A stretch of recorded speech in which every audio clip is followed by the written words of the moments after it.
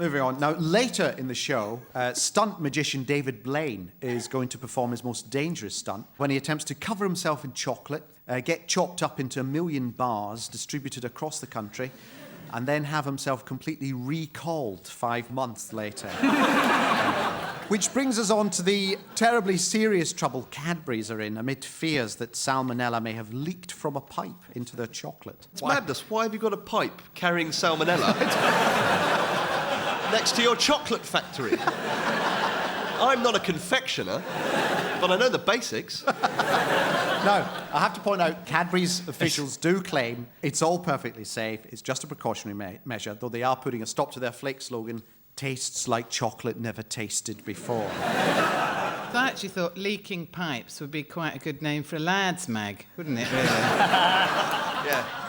Did anyone see the BBC website about this? They had this really strange thing where they said, because the Cadburys have to dispose of all this chocolate, and it's, how much is it? It's 250 tonnes of chocolate. Well, where is it? I'd risk it. Wouldn't you? Yeah.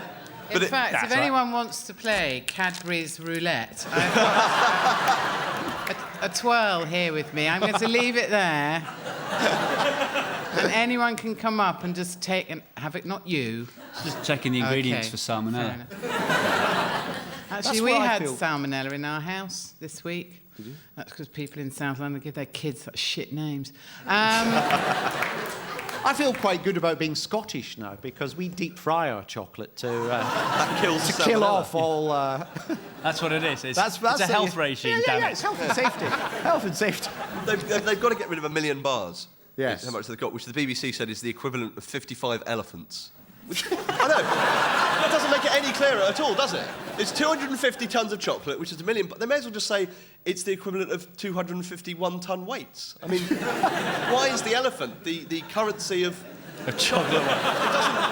There's a completely different set of problems disposing of 55 elephants. If you've got 1 million chocolate bars, you could give one each to 1 million people and say, chuck that in the bin or break it up into 4 pieces and give to 4 million people. Whereas 55 elephants, you have to find 55 people with an articulated lorry and heavy digging equipment. It's just But they had a picture of a graphic of a chocolate cube, but a cube, with 1 million, and then underneath, 55 tiny elephants. It wasn't even to scale. It made no, it's just, why not 110 hippos? Yeah. So you're saying a hippo is half an elephant? Yes. No. Sorry.